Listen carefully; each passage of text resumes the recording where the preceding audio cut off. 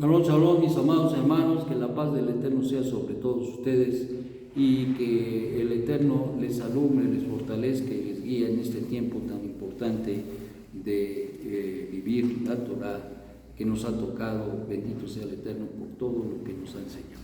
Bien, estamos en el Perec 23, Pasuk 29, y dice así: Ay de vosotros, los Oferín y Penushín, hipócritas, pues edificáis los sepulcros de los profetas y adornáis los monumentos de los Sadiquín, y decís: si hubiésemos vivido en los días de nuestros padres, no habríamos sido sus cómplices en el derramamiento de sangre inocente de los profetas. De modo que dais solemne declaración jurada contra vosotros mismos, que sois los hijos de los que mataron a los profetas. Terminad, pues, de completar la medida de la culpabilidad de vuestros padres, serpientes engendrados por víboras, ¿qué recurso legal podráis inventar para escapar del Yon Hadim del Geinón? Por esto, he aquí que yo os envío Nebín y Jajamín y Soferín, y sé que de ellos mataréis y colgaréis en maderos, y azotaréis en vuestras sinagogas y perseguiréis de ciudad en ciudad.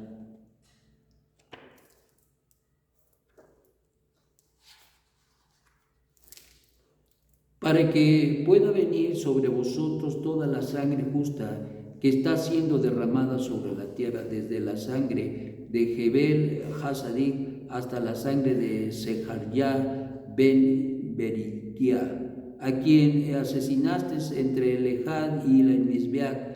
De cierto os digo, todo esto vendrá sobre esta generación.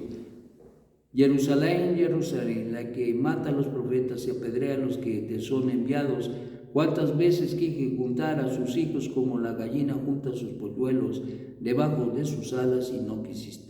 He aquí se cumplirá esta casa es abandonada a su ruina. En verdad os digo, bajo ningún concepto esperéis que me revele a vosotros hasta que en completo Teshuvá digáis Baruch Haba Besen Adonai. Bueno, pues siguen los reproches a todos los grupos religiosos y especialmente a los Oferín y a los Perushim, y ahora toca un punto muy importante. Se hacía la gente, y sobre todo estos grupos se hacían tan kadosh, tan santos, tan sadiquín, que incluso reprochaban incluso a sus padres haber asesinado a los profetas. Recordemos que el Eterno, quien es bendito, mandó en muchas ocasiones a los profetas para que les hablara y les dijera al pueblo de Israel que se volvieran de sus malos caminos, que era de una manera importante lo que el Eterno utilizaba para reconvenir al pueblo. Sin embargo, el pueblo y los gobernantes, sobre todo, pusieron oídos sordos, ya que los gobernantes eran los pastores. Cuando nosotros encontramos la palabra pastor en las Escrituras, sobre todo hablando de los tiempos pasados, no se refiere a pastores de hoy en día, no. Los pastores de hoy en día en las religiones que conocemos, esos no son a los que se refiere, ni tampoco otro tipo de pastores, sino se refería específicamente a los reyes, a los líderes espirituales y a los líderes políticos o sociales que guiaban al pueblo de Israel. Estos eran los encargados y estos eran los pastores que, como dicen, no hay pastor, no hay quien guíe, pues esperaba que estos pastores guiaran y dirigieran al pueblo de Israel, pero lo único que hicieron es devastar su conducta, es imbuirlos en iniquidad y maldad. Y hoy vemos que esto se repite porque es un principio y es una ley. Cuando hay líderes honestos, justos, cuando hay hombres que dirigen una nación de la manera correcta, la nación empieza a caminar. Lo fue en el caso de David Melech, pero hubo reyes malos. caso de Jeroboam, que no fue, aun cuando fue ungido por el Eterno en el reino del norte, llevó al pueblo a la idolatría, y esto fue terrible. Pero pues al final del día se muestra también el corazón del hombre a través de sus hechos, y tenemos que tener mucho cuidado. Cuando hay pues líderes que son justos, que caminan conforme a la Torá del Eterno, el pueblo va caminando conforme a esto. Pero cuando hay líderes que son deshonestos, malvados, cuando hay líderes que son personas que mancillan los mandamientos del Eterno, que no les importa, ¿qué pasa con el pueblo? Se corrompe. ¿Qué pasa con el pueblo? Se pudre en la iniquidad, en la maldad, porque los valores de la Torah no pululan, porque los valores de la Torah no son injertados, no son dando fruto en la vida de la sociedad, de los pueblos, y especialmente en el pueblo nuestro. Pues lo dice nuestro Santo Maestro: ustedes matasteis a los profetas. Y se jactaban todavía y decían: si nosotros hubiéramos vivido en los tiempos de nuestros padres, nosotros no hubiéramos asesinado a los profetas. Santo Dios bendito, eso suena a pura hipocresía. Y por eso el maestro se los pone en la cara y dice: hipócritas, santo Dios bendito. Pues claro que eran hipócritas, porque se daban baños de pureza cuando ellos andaban en las mismas. No había otra. Y qué terrible es cuando no hay una condición agradable al Eterno. Hay mucha lucha, cierto, hay que luchar con muchas cosas para mantenerse en el camino, pero vale la pena. Hay muchas cosas que tenemos que librar para darles buenos ejemplos a nuestros hijos, pero vale la pena, porque al final del día, si nosotros no le dejamos a nuestros hijos estas verdades tan importantes de la Torá, no solamente porque se las hayamos enseñado, pero que las hayan visto en nuestras vidas, porque al final del día eso es lo que hacen. Nuestros hijos nos están viendo todos los días. ¿Cómo actuamos? ¿Qué hacemos? ¿Qué no hacemos? ¿Por qué lo hacemos? Ellos están al pendiente de todo. Y nosotros podemos engañar a medio mundo, pero a la familia no. ¿Por qué? Porque la familia nos tiene todos los días ahí y nos ve cuando nos levantamos, nos acostamos, comemos, vivimos, trabajamos, hacemos negocios, hablamos con la gente. Ellos están al pendiente de todo y saben y nos catan, nos dan la evaluación que nosotros tal vez no nos damos cuenta. No nos damos cuenta que ellos nos están observando, que están valorando. Cuando son cosas buenas nos tienen en estima, pero cuando son cosas negativas, pues también nos miran y dicen: pues, ¿qué pasa, no? Y la realidad es que no podemos decir una cosa y hacer otra cosa. Tenemos que ser lo mismo aquí adentro que afuera, lo mismo con unos que con otros. Tenemos que hacer, y esa es la lucha al final del día, pero como decía yo, vale la pena. Y este es el reproche que hacía nuestro Santo Maestro a estos grupos, y precisamente los encaraba y les decía que pues eran unos hipócritas, porque ellos se daban golpes de pecho, se daban baños de pureza, pero al final del día ellos hacían lo mismo. Dice: y al final del día, por esa hipocresía que se vivía, participarían del juicio que sus padres habían cometido, porque la realidad es que ellos también hacían lo mismo. Para que pueda venir sobre vosotros toda la sangre justa que está siendo derramada sobre la tierra, desde la sangre de Jabel Hasadik hasta la sangre de Secayá ben Beriquía, a quien asesinases entre el Ejal y la Mezbeach. De cierto os digo, todo esto vendrá sobre esta generación.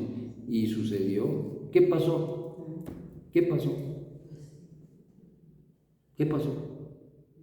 Pues quién sabe. No, ¿qué pasó? Se destruyó el templo. La consecuencia, recuerden que ya para estos tiempos estamos hablando de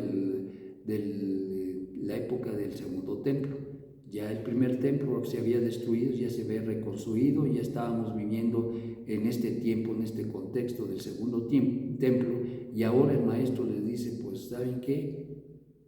Va a ser así. No quedará piedra sobre piedra. ¿Por qué? Por la maldad.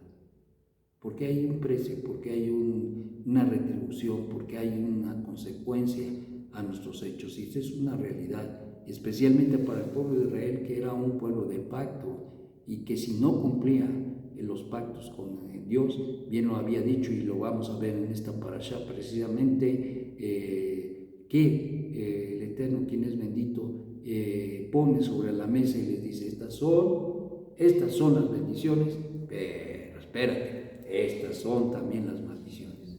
¿Tú quieres bendición? Órale.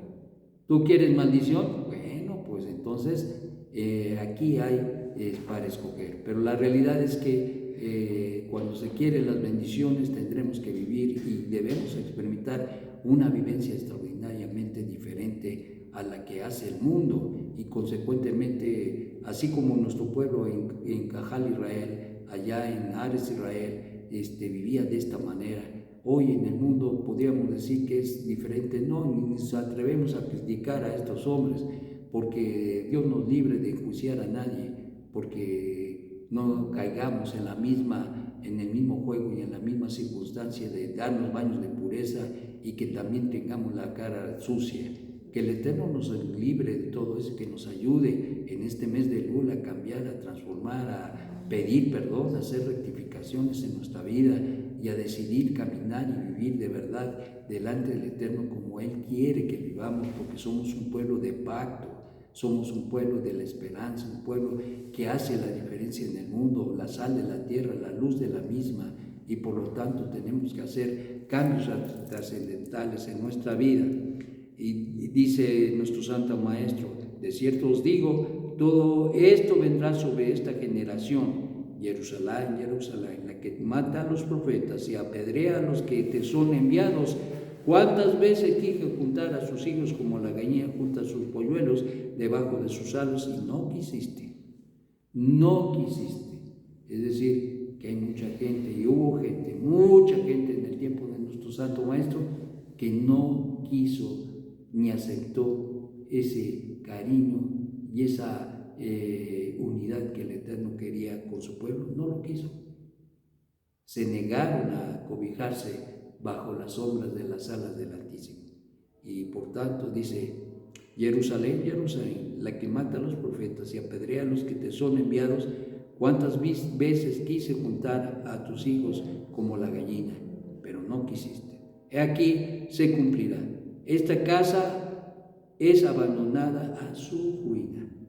En verdad os digo, bajo ningún concepto esperéis que me revele a vosotros hasta que en completa Teshuvah digáis, Baruch haba Beshem Adonai. Bendito es el que viene en el nombre de Adonai. Bueno, pues esto es algo bien importante. Es decir, debe haber un cambio en una actitud completa en el corazón del pueblo a fin de que acepte al Mesías de Israel. Esta es una palabra del mismo Mesías. No va a venir, no va a haber bendición, no va a haber una Gedulá completa, Gedulá Shelma, si no el pueblo hace una conversión, especialmente el pueblo de Israel. El pueblo de Israel tiene que convertir su corazón y tendrá que llegar el momento, porque así se profetiza por el Maestro, llegará el momento en que el pueblo de Israel tendrá que aceptar que Yeshua es el Mesías. Y como dice, declarar, bendito el que viene en el nombre de Hashem. Y esto es algo bien importante. Y por lo tanto nos habla de que hay detrás de esto una verdadera Teshuvah. Estamos todavía verdes en esto y esto nos duele, pero esa es una realidad. Nuestros hermanos que no creen en Yeshua están todavía muy, para utilizar una palabra suave, están verdes. Todavía les falta, pero sin embargo nosotros que hemos creído en el Dios uno y único y en su Mesías, tenemos la responsabilidad de hacer todo lo posible, porque tanto nuestro pueblo venga a brevar y a reconocer que Jesús es el Mesías, como también las naciones. Que el Eterno te dé un magnífico día y que te haga reflexionar en la gran responsabilidad que tenemos. Shalom, shalom. Shabbat shalom.